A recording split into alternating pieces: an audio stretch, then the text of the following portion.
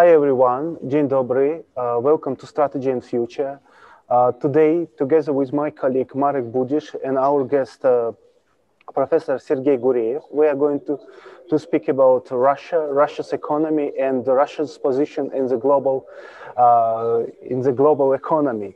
At the same time, I would like to present to you our guest, Professor Sergei Guriev. He's former chief economist in the European Bank for Reconstruction and Development, and at the same time, he is a professor in one of the Paris universities in France, and at the same time, he is one of the most prominent economists in the world. We are really happy to see you, and welcome to Strategy and Future. Thank you very much. Thanks for inviting me. Thank you. And actually, so let's start. My first question would be, how you would describe the current situation with Russian economy, and do you see any correlations between current protests in Russia and Russian economy? So could we speak that it is sign something happening with Russian economy, or it's just a completely separate events that are developing in Russia currently? Economy plays a very important role in the scale and scope of protests. And these protests are unprecedentedly large and broad. So the protests 10 years ago were larger in numbers, but these were sanctioned protests.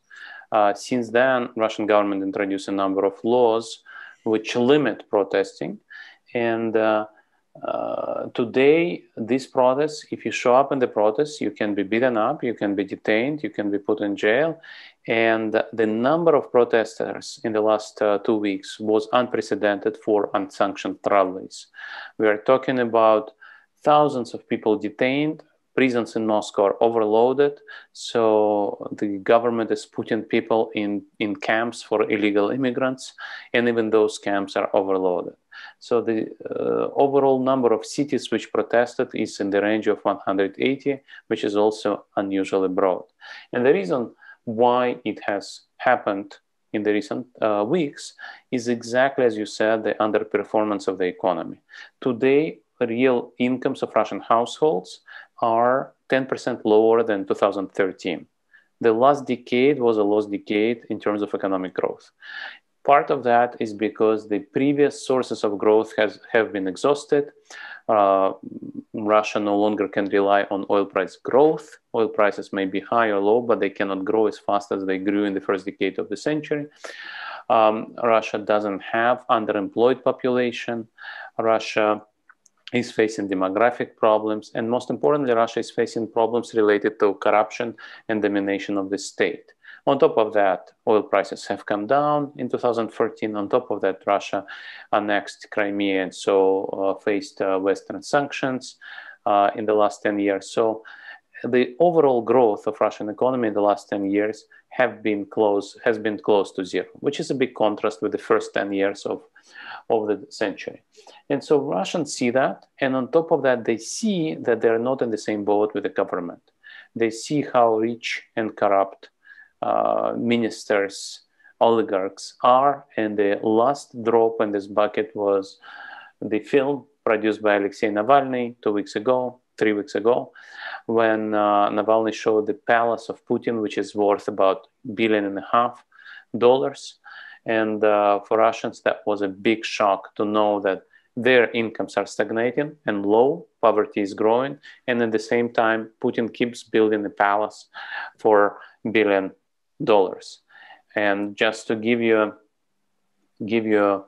an example, not in the main palace, but in the auxiliary building around the palace, they had a toilet brush worth 700 euros. I never thought toilet brushes could be that expensive. But what is more important, if you look at income per capita of Russians, then for almost 90% of the Russians, their monthly income would be below 700 euros, which means that this film should have produced an outrage, and in that sense, economy has contributed. Yes, Alexei Navalny has been poisoned, which is outrageous. Yes, he's illegally detained and convicted, which is outrageous. But on top of that, there is also this film and this economic reality that shows that this government is in power not to pursue higher goals. This government is in power because they need to protect their palaces and their toilet brushes. But you know, according to the latest Levada polls, almost quarter of Russia's citizens saw this famous film, but 77% told that they will not change their attitude to the Putin regime. Do you really think that that this movie, this report, will have any profound impact on Russia politics, on the social behavior in the near future? So it's not going to change the regime. Russia is very serious about propaganda and censorship, and it tries to undermine the message produced by the film by using propaganda against Navalny, by suggesting that this film is incorrect. But we are seeing, if you look at this Levada Center numbers, we are seeing that about 10% of all Russians worsened their view of Putin. So Putin's approval rating will come down as a result of this film, for sure. We saw that before. So in 2017, Navalny produced a film about Medvedev, and that film was viewed by 3 times fewer people, or 4 times fewer people. And yet it was sufficient to destroy Medvedev's approval rating, and Medvedev has become so unpopular that his political career is finished. So the same will happen with Putin, but Putin's approval rating is high. It's lower than ever before, but it's still high. It will be hit by this film, but it will not be zero after this film. So the regime is not finished, but the regime got a very important blow because of this film. It may be well that Putin's approval rating will come down by several percentage points, maybe 10 percentage points, which is not a disaster, but it is important. And this is why Russian propaganda now can no longer ignore Navalny and can no longer ignore talking about this film. So one of the things which happened yesterday, Russian propaganda sent a journalist to Germany to show the apartment in which Navalny lived in Germany, and they showed how luxurious his life was, including that he did have toilet brush from IKEA, but he did. And he did have wine of 2.5 euros per bottle. So it's ridiculous, but before that, Russian propaganda would just not mention Navalny, would ignore him. Today, they cannot ignore him anymore. And also, it will have a negative impact on Putin's approval ratings. So to answer Ridvan's question, yes, economy matters, injustice matters, and Russian government is still very strong because they control the media, they control propaganda. And so the big question is what they do with YouTube, because YouTube is the main battleground. And we just saw that they blocked one of Navalny's videos today, his conversation with the person who poisoned him. So that was one of the very important pieces of evidence showing that indeed he was poisoned by Putin's people. And this conversation also explained why and how Navalny survived.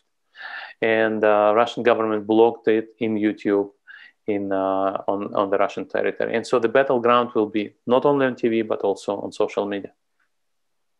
But let's concentrate a little bit about Navalny and his message, because many people also in Poland remember perfectly his words about the Crimea, and also his participation in the campaign 10 years ago, let's stop feeding up the Caucasus, yes? And that's why few people think that he's a real Russian nationalist, not the liberal or Democrat who wanted to promote the pro-democratic changes in Russia.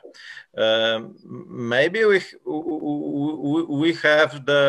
are the witnesses of the evolution of his outlook. But what's your opinion about his political view and his message to the Russia? What kind of country he wants to build?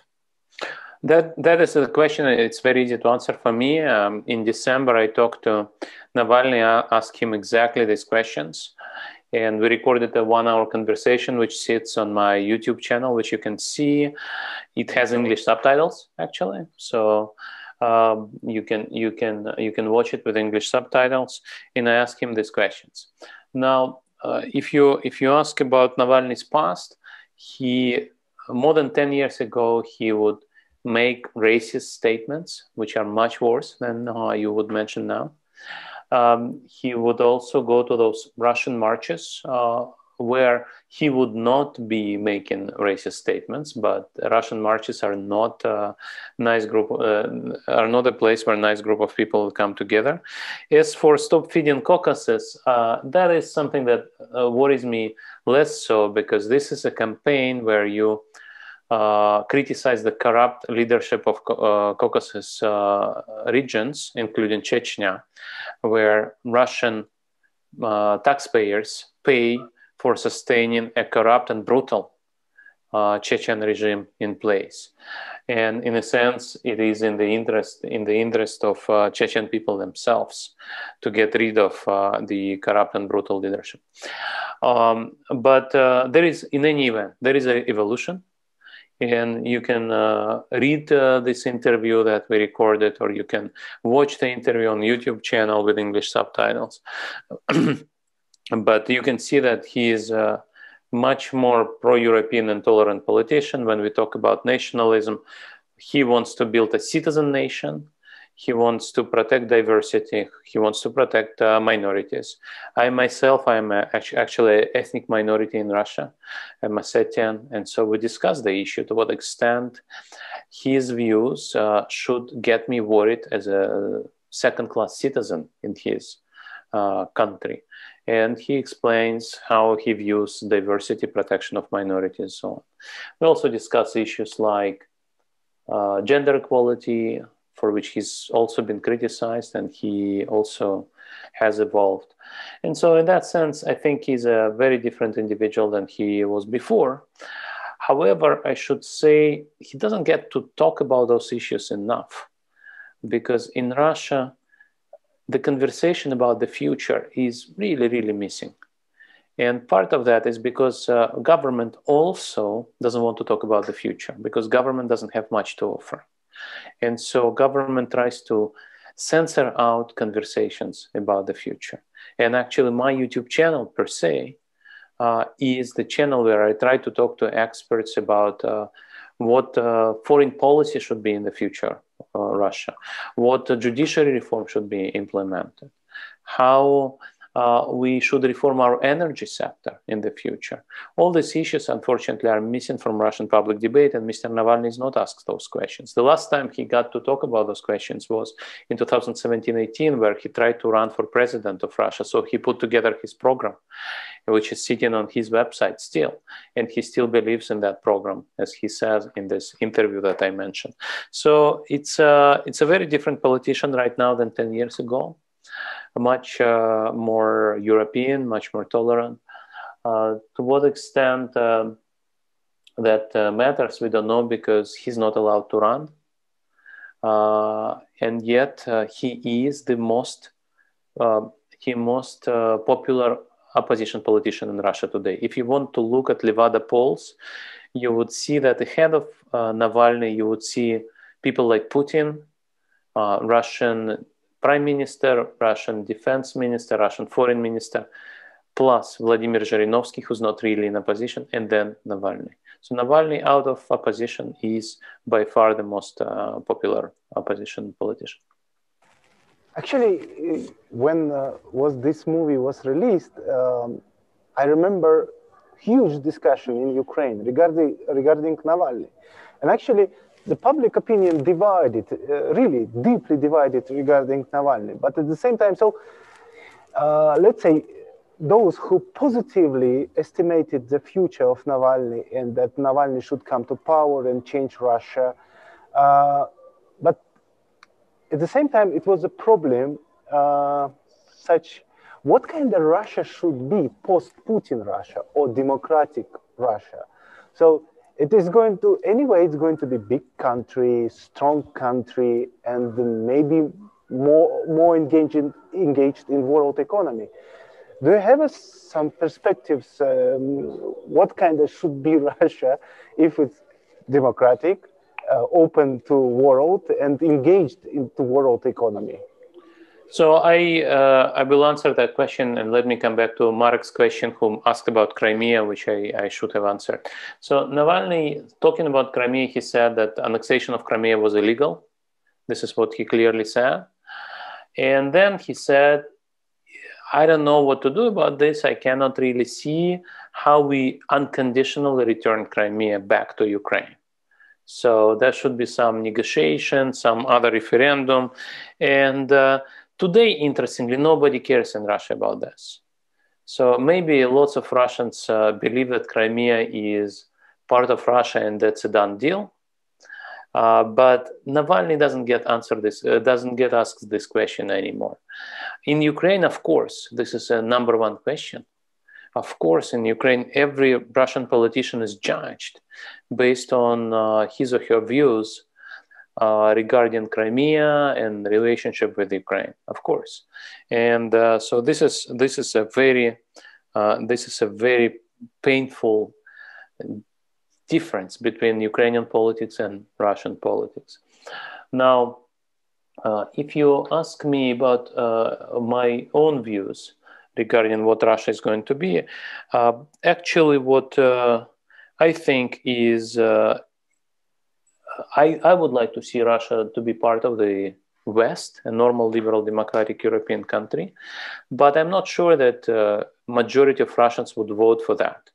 So I think it is more likely that Russia will become an independent but not revisionist and peaceful country. So I talked on my YouTube channel, actually recorded a couple of videos about foreign policy, and the perception of those, and I talked to younger people, so people who are now in their 40s or 50s, the leading experts like Fyodor Lukyanov and Alexander Gabuev. So their view is Russia will probably become much more reasonable and pragmatic, but it will not be an unconditional ally of the West. It will appreciate its independence of the West and of China, and will need to focus on using foreign policy to develop its own economy.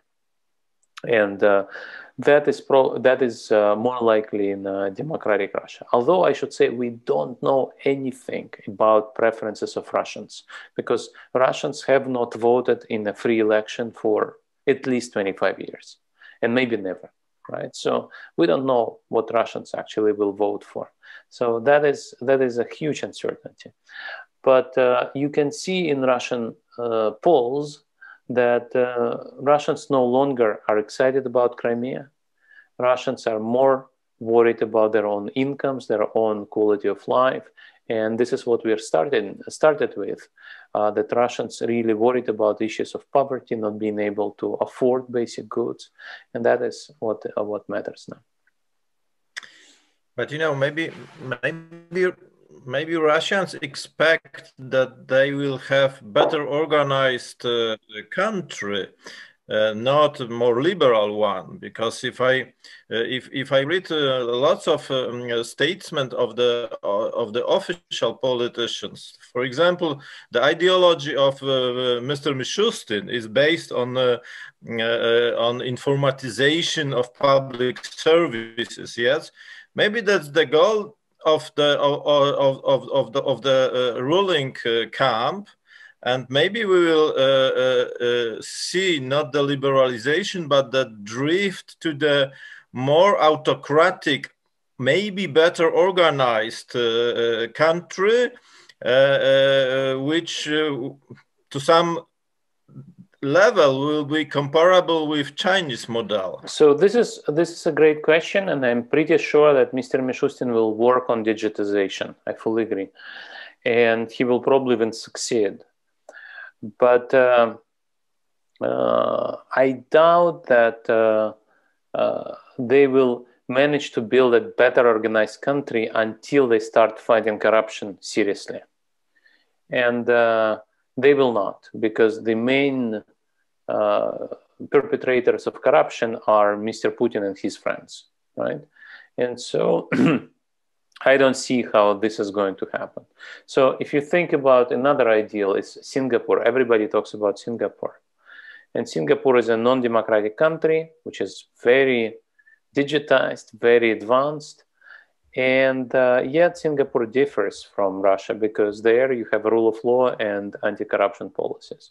And this is what countries like Russia, and Russia is not alone here, countries like Russia or Kazakhstan or Azerbaijan, they like to borrow from Singapore. They like to borrow modern technology, but they don't like to borrow rule of law, right?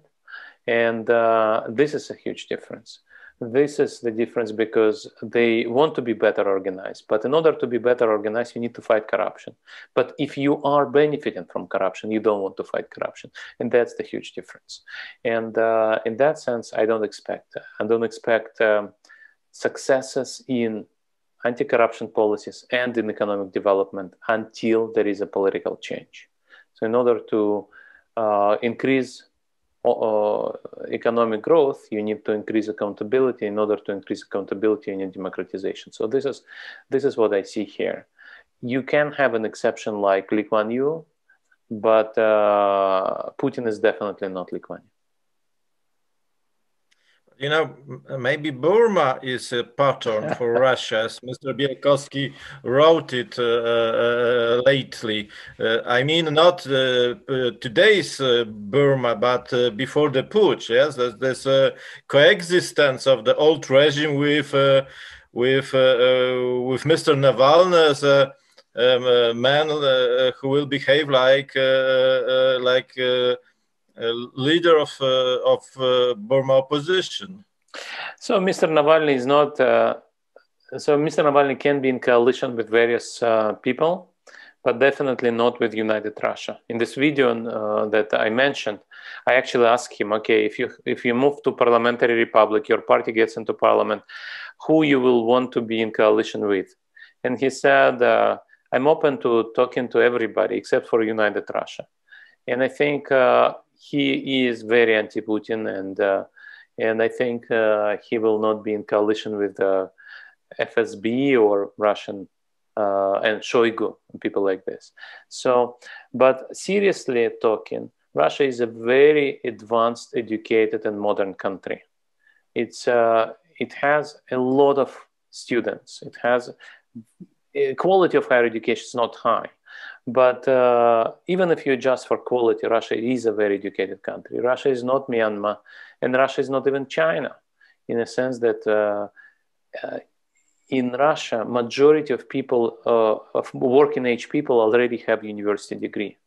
So when you think what real Russia is not workers working in a tractor factory. These are not farmers. Majority of Russians are people with higher education, and these are people who want a different future, and that is what Mr. Navalny is relying on. And so we should not compare Russia to countries which are still very poor. I should remind you that in 2013, Russia was actually classified as a high-income country. Now it's again middle income, because of oil prices coming down, because of sanctions, and so on and so forth. But Russia is not poor as a country. It has a lot of poor people, but Russia is quite a developed country. And one of the testimonies of this is vaccine. Russia has created a vaccine which seems to be an effective vaccine. And with all deficiencies, it is a piece of evidence that Russia still remains an important player in science and education. Actually, within this track, I would like to ask this famous word, which is really appearing in Russian TV, импортозамещение. So let's say economic sovereignty. So they are really quite often using this terminology, and particularly after the annexation of Crimea. How you would assess this process of импортозамещение, economic sovereignty? Is it successful, or it's just stuck somewhere, or it's really failing? So this is a ridiculous idea in the following way. Today, no country can develop advanced industries and advanced technologies alone. America cannot do import substitution. iPhone is produced in 20 countries, and China cannot be developing in autarky. And it's ridiculous that Russia can think that import substitution can make it an advanced economy.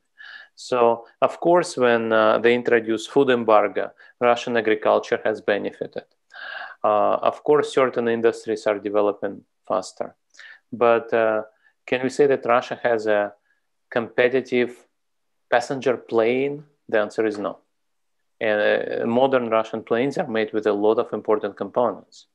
Can Russia produce modern cars without foreign cooperation? The answer is no. The most important car producer today is Lada, which is Renault. And other car industries are also with cooperation with foreign producers. The same in electronics, and so on and so forth. So this is a ridiculous idea, and this is part of propaganda. So since we are under sanctions, we need to say that sanctions only benefit us. And so we'll become only stronger because of sanctions. And yet, if you think about this, Russian politicians spend a lot of time and effort to remove sanctions. And recently, last week, Mr. Volodin, the Speaker of Russian Parliament, said we need to introduce criminal punishment for people who call for sanctions, which suggests that he really hates sanctions. He really dislikes sanctions. And of course, import substitution is just a propaganda campaign. And it could have, you could say that 100 years ago, you can talk about this. But today, competitive industry needs global cooperation. And even in Soviet Union, even in 1930s, Soviet industrialization was only possible because Stalin sold grain to buy American machinery. In 60s and 70s, Russia would sell oil to import machinery and consumer goods. And today's Russia is much more integrated in the world than Soviet economy. So it's impossible. And it's especially impossible if Russia wants to develop technologically and become richer. And you being based in Central Europe, you know how important it was to become part of European value chain to become prosperous. The same, of course, applies to Russia. 10 years ago, in a famous article, you predicted, written with Mr. Tsivinsky, you predicted that Russia will enter the long period of stagnation as a result of the sanctions and of the policy. Could you make some kind of the forecast for the next 10 years of Russia? Especially if we are talking and thinking about the Green Revolution, which will deeply impact the Russian economy. It's my opinion. Right. You're right. In that article, which we called the 70-80 scenario for Russia, we said that even if oil prices are kind of high, it's $70-80 per barrel, there'll be no reform. And without reform, there'll be no economic growth. So Russia will be in zastoy, in stagnation, like in 70s or 80s of 20th century, the Brezhnev time. And we also said that Putin's approval ratings will be 70 or 80%, which we also predicted correctly, apparently. And so, and the main argument in that prediction was, it's not in Putin's interest to reform, and without reform, there'll be no growth. And we predicted that correctly. And still today, I can predict that there'll be no reform until there is political change, and therefore stagnation will continue. And Russian economy will grow at 1 or 2% per year in the next foreseeable future. Now, what you're saying is very important. Yes, Russia depends on oil prices. Russia depends on oil exports. And of course, if Europe pursues the green agenda, that will mean there'll be a carbon tax in Europe, there'll be border tax adjustment, and Europe is the biggest Russian market. And so China is also moving that direction. China announced net emissions by 2060. So China will also move in that direction. So Russia needs to think about this somehow. And currently we see the denialism.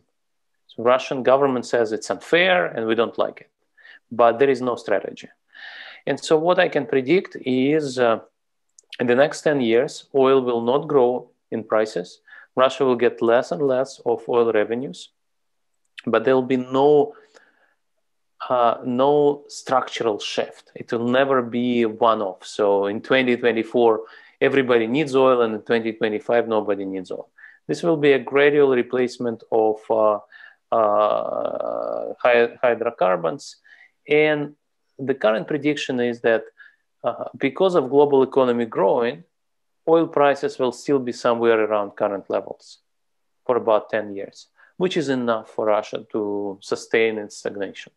So in that sense, prediction for next 10 years means if there is no political change, the stagnation scenario will continue. Russians will be poorer because oil prices will be slowly coming down, but there will be never a sustained period of oil prices being zero, like we saw in March 2020.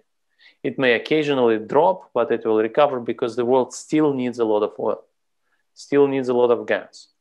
And global economy will expand, which means, yes, there will be a substitution in Europe, but there will be growth from developing countries. And so in that sense, I think it is only in 10 or 15 years when we see the real painful transition for Russia.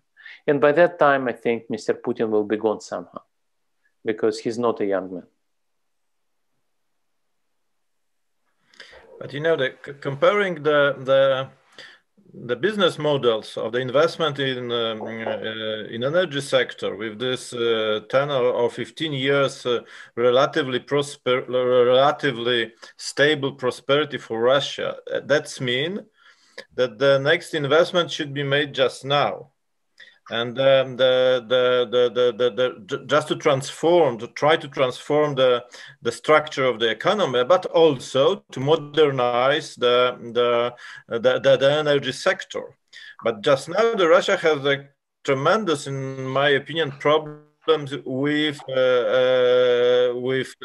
capital injections with investments from the world, and that's one of the results of this economic policy, the sovereign economic policy, as it's called. Maybe, frankly speaking, Russia have no time to do anything to be prepared for the next economic revolution, which will take place in the next 20 years. I fully agree with that. And I agree that Russia needs to think about these issues right now.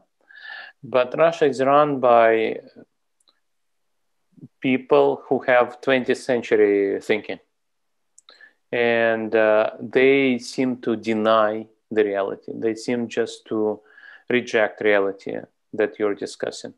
And again, on my channel, I had 2 conversations with energy experts, and they both said Russia has an energy strategy, and this energy strategy completely neglects the green transition. And this is fascinating, how Russia can just close its eyes to the reality, but this is what it is. Now, talking about investment, you're fully right that Russia is now suffering from low investment.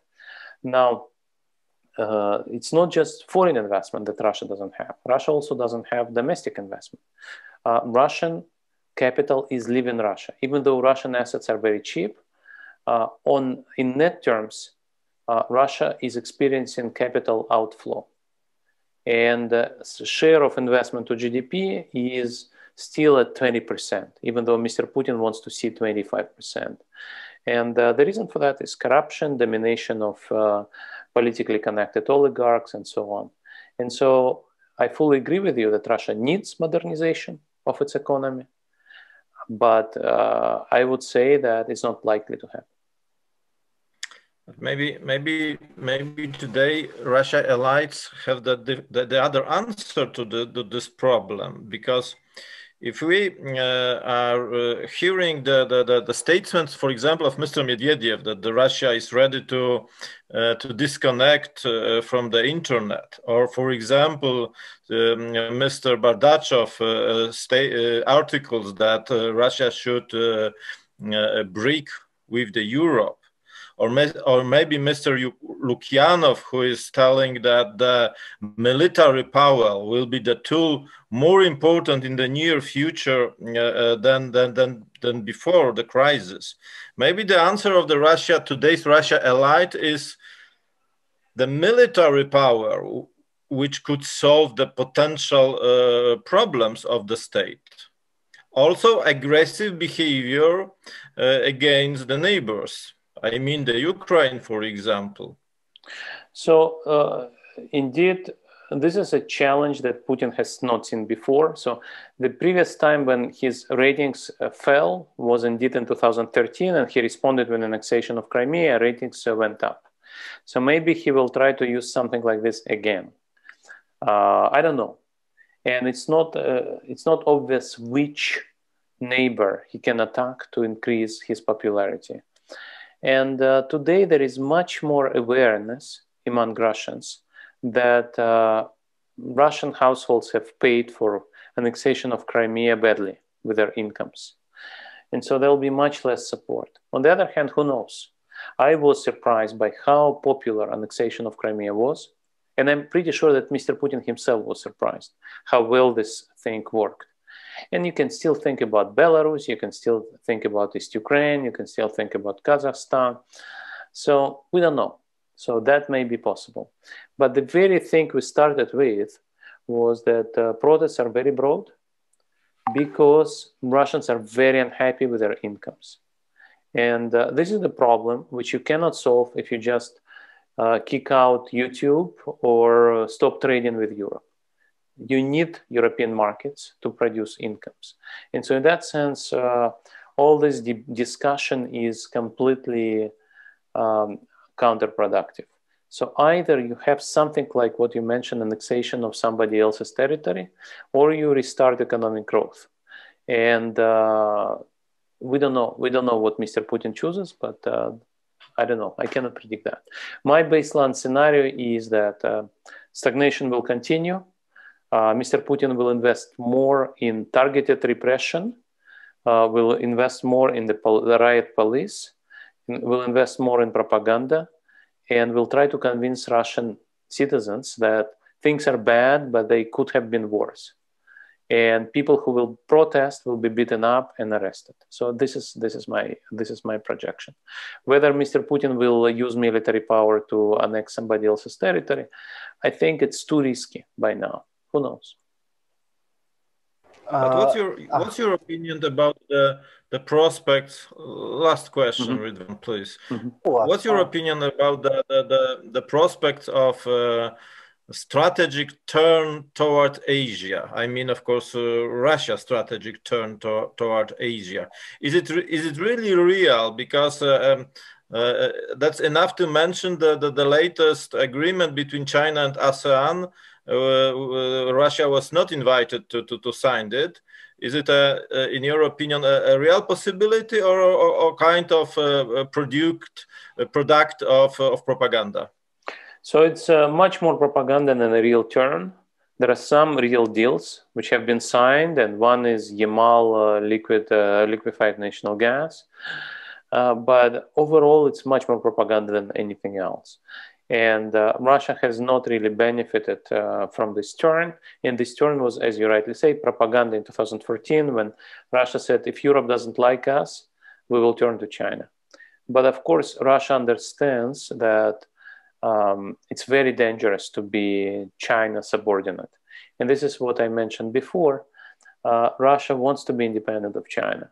And in that sense, the turn to China should be done on equal terms, and it's not going to happen because China is so much stronger now than Russia is, and so I don't see how this will be accomplished in a reasonable way. So for now, it's a lot more propaganda than anything else. Now, China is also crowding out Russia in Central Asia. And this is what Russia doesn't like, but it's not much Russia can do about it. And it's not just Central Asia, it's also Belarus. China is very important in Belarus. Anyway. Maybe also in Siberia. In Siberia, for sure, yeah. So Russia is very worried about losing Siberia.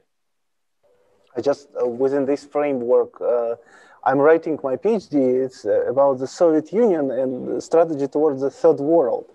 And one of the elements of this grand strategy was building non-Western global economy.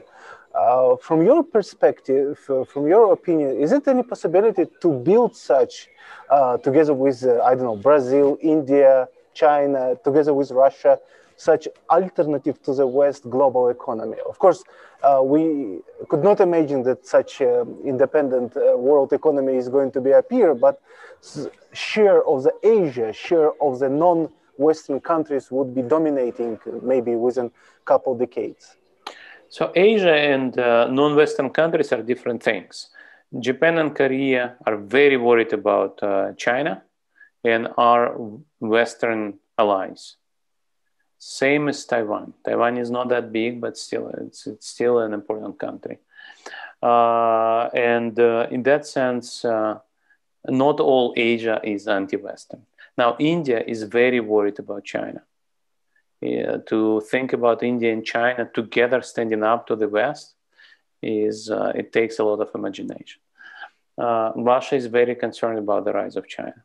In pure economic terms, Russia needs access to advanced technology.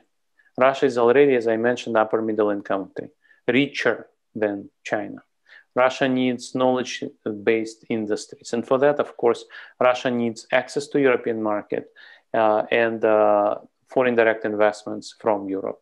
And so in that sense, of course, Russia, if Russia wants to develop, needs to be part of the Western economic world rather than from Chinese-led economic world.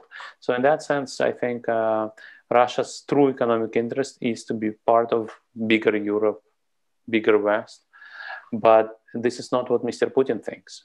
He wants to be sovereign, as you rightly said. So European officials cannot teach him how to run elections and how not to steal from Russian taxpayers. Actually, I remember it was in the summer when Russian Foreign Investment Agency announced that they are going to run the Sputnik V in the worldwide. So kind of it was announced worldwide agenda for Sputnik V, and it was very interesting that they started to use the Sputnik as an element of like some global economic strategy, foreign investments and so on, as a promotion. And finally, after this Lancet article, which really recognized some positive elements of Sputnik V, so what kind of economic consequences could be for Russia if we imagine if even Western European countries would take this vaccine? So it is not impossible that Sputnik will be registered in Europe. As you rightly said, Lancet article was very important. It's not a final test of the third stage, but it's interim result of the third stage, which is sufficiently convincing. So it is a functioning vaccine, and Hungary said it will actually use it on emergency basis if needed. And Russia sent it to various developing countries as well. Now, there is a very important issue here. Russia's always been very good in inventing stuff, but not in mass producing stuff. So one thing is excellence, the other one is consistency. And today, while in Europe, we are all very unhappy about the rate of vaccination, in Russia, vaccination is way behind Europe's. So if you look at number of vaccinated people per capita, Russia is still below 1%, while European countries are like 3 or 4%. And in that sense, it's a big achievement to invent a vaccine, but mass production of vaccine is still not there. And in that sense, there's still more to do. So I don't know, but it's a big victory for Russia. And it also is a reminder that Russia is an important research superpower. So maybe that's one of the spheres of the cooperation between Russia and France, because Sanofi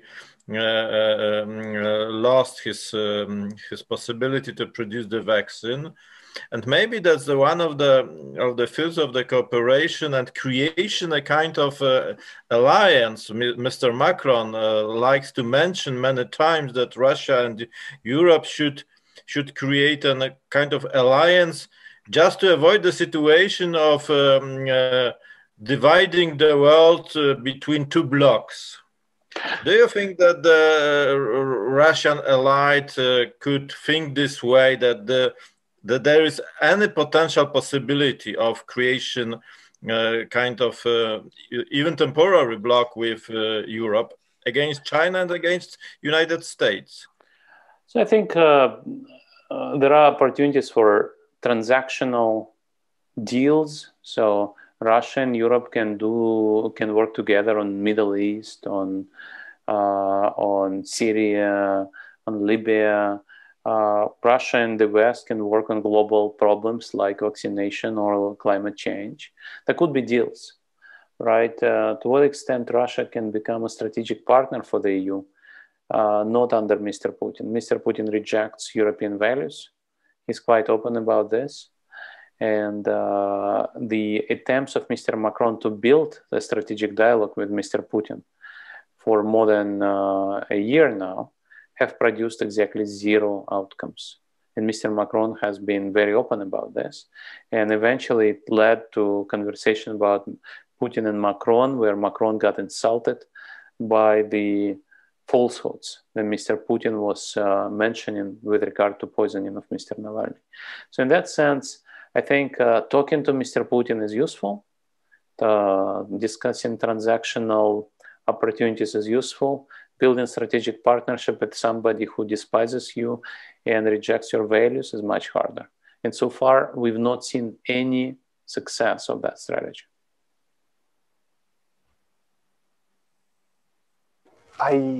For instance, I know that you are, as a scientist, developing very interesting concept. You calling it new autocracy or theory of informational autocracy. Could you elaborate this? What it is about?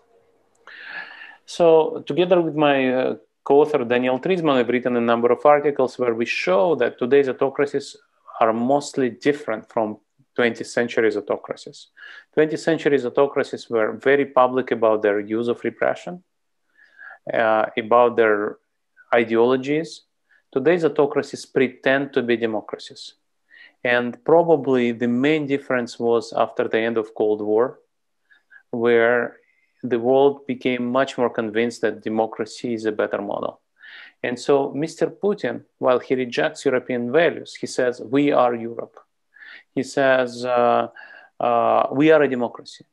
He says, everything is according to Russian law.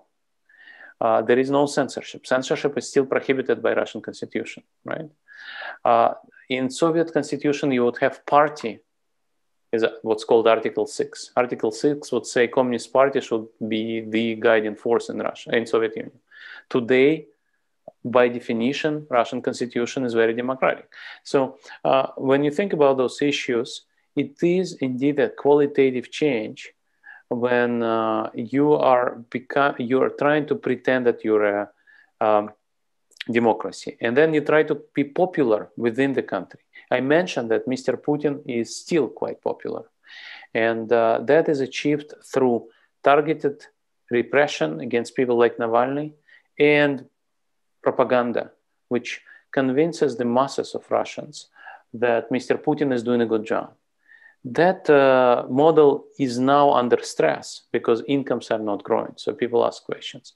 But overall, Mr. Putin is still very popular. And this is where you have this huge difference between Putin and, for example, Maduro. So Chavez was a bit like Putin, but Maduro is a bit like Lukashenko, where everybody knows these people have not won the honest elections and they publicly use violence. In Russia, most of the people, actually majority of people, think Russia is doesn't have censorship, or doesn't have real censorship, doesn't have massive censorship. And also, not everybody believes that Mr. Navalny was poisoned. And so this is also part of the propaganda. In Stalin's times, you would take Bukharin or Zinoviev and publicly kill them. In modern Russia, you try to kill Mr. Navalny, but then you deny complicity. You said it's not us. And this is the difference. And this is where you use information rather than repression. And so, and this is where Russia is not alone. In some extent, you can say that Hungary is a bit like this today. You can say that Kazakhstan is very much like that today. You can say that Singapore has been like this. And you can say that Chavez was like this. So, and you use cooptation, manipulation. You don't need to use mass repression. Today we have much less violence in non-democracies because they now know how to use a little violence and a lot of propaganda and some censorship, and it gets you to popularity. But the picture you describe is, frankly speaking, is a grim one if you are thinking about the Russia future. The regime is relatively strong, Mr. Putin is relatively popular, the opposition is divided and relatively weak. The resources Russia have is still far away from the exhaustion. What's your opinion? A solution to this situation Russia is just now is a long-term evolution which took 10 or 15 years to achieve the next stage of modernization, or something else? So I don't know. So there is a scenario where all educated Russians or all pro-European Russians just run away, and popularity of the regime will remain higher. But overall, it's very hard to imagine how this regime can indeed last for 15 years because there is no economic growth. Internet is becoming more and more accessible. Propaganda is losing. So history is not on Mr. Putin's side. How fast it will work, we don't know. I fully agree with you. And this is an unprecedentedly sophisticated regime. It's very smart, unlike Mr. Lukashenko, it's very smart by pushing propaganda, not just on TV, but also online. It also bribes various politicians in the opposition. It also manages to bribe some politicians in the West, which also helps. And so it is a very innovative authoritarian regime. And on top of that, it does have military power. So if it annexes Crimea, it doesn't mean that NATO comes back and so it's not like what happened to Argentinian junta in '82 after Falklands, because it has nuclear power. So it's really not clear how it's going to happen and what's going to happen. But this regime, this economy is falling behind the competitors, and so Russians will ask more and more questions. And so I think it cannot last forever. But for how long it can last, I don't know. For example, Maduro is still in charge. And Maduro has failed much more badly in economic terms than Putin. Because under Putin, you have stagnation, but you don't have what you have in Venezuela. So we don't know. But, you know, lots of people got a feeling that the West is deteriorating, even, especially if you consider the social mood faster than Russia. Maybe at the end of the day, the Russian regime will be the winner in this clash between the West and the authoritarian East. So Russia, this is definitely a narrative of Russian propaganda that the West is falling apart, and I agree that the West is facing very important problems with inequality, with automation, with globalization, with immigration, with the rise of social media, which promotes false narratives. So all of these issues are very important and very problematic. Yet, there is a simple fact. The West is richer, the West is bigger, the West is providing higher quality of life. And the real simple proof of that is you don't see many Westerners running from France to Russia. Poles don't move from Poland to Russia. Austrians don't move from Austria to Russia. Vice versa, the flow is very intensive. And that includes Putin's own friends, colleagues, and so on. They buy real estate in France. They don't buy real estate in Venezuela or Burma, right? And they know that prosperity and rule of law provide higher quality of life. So at the moment, whatever they say on Russian TV, they don't believe it. They believe the West offers a better life. And in that sense, I remain an optimist. And I think the biggest difference of democracy is democracy can correct itself. It faces a problem and it tries to reinvent itself to solve the problem. We may be in 1930s. Maybe the democracy will fail and we'll have a new Hitler or something. Who knows? These things happen in human history.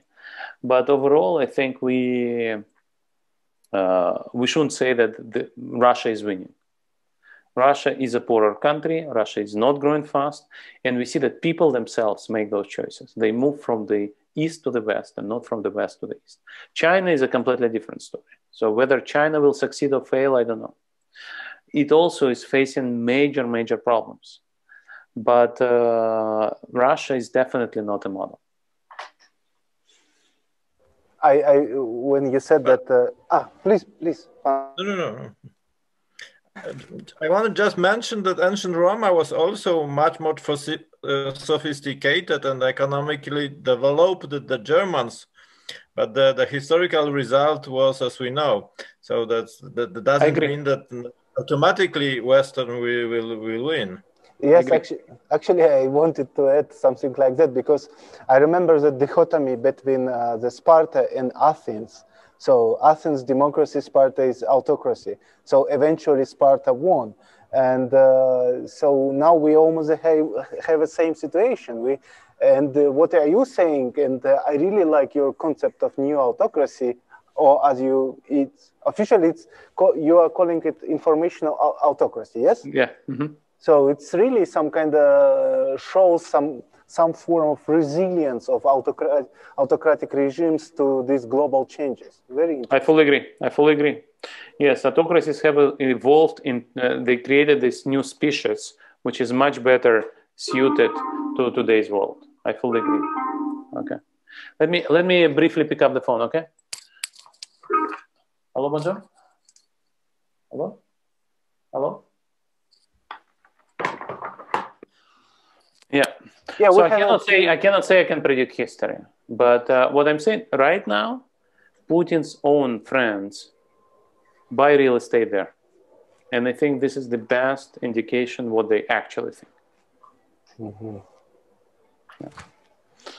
Yeah. So actually, let's return again to Navalny. Actually, maybe 2 or 3 months ago, we had Mr. Inozemtsev, and he said that Navalny is not going to return to Russia.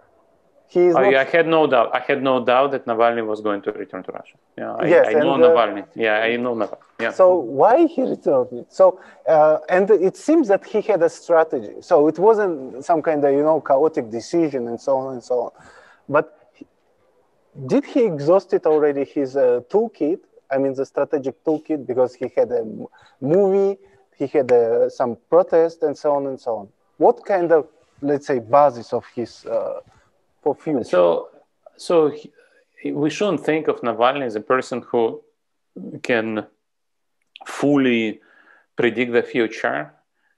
And he returned because he felt he needs to return. So he feels that if he doesn't return, his project of making Russia a free and democratic country is not achievable.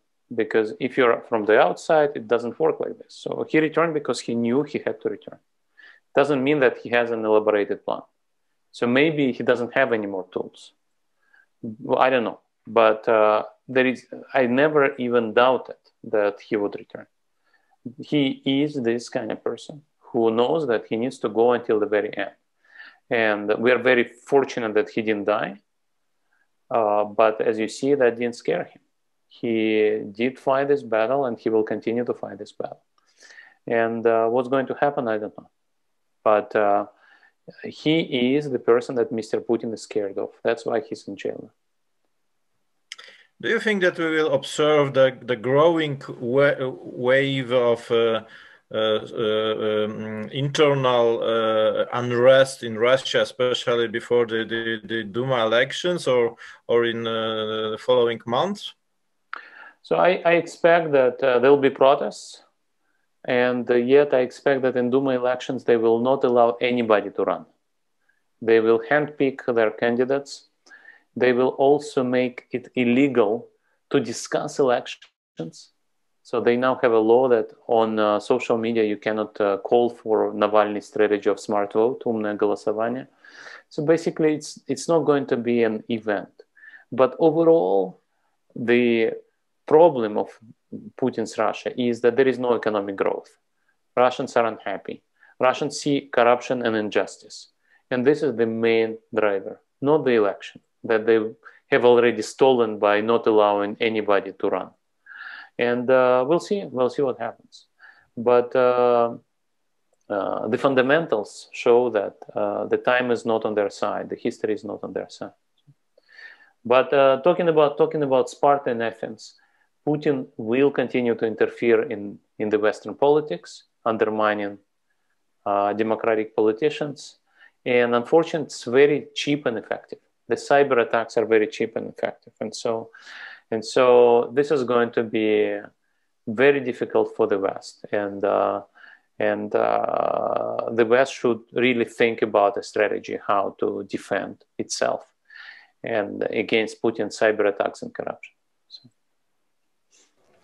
Maybe it's very last question. Maybe Okay. Pan Marek, do you have a question?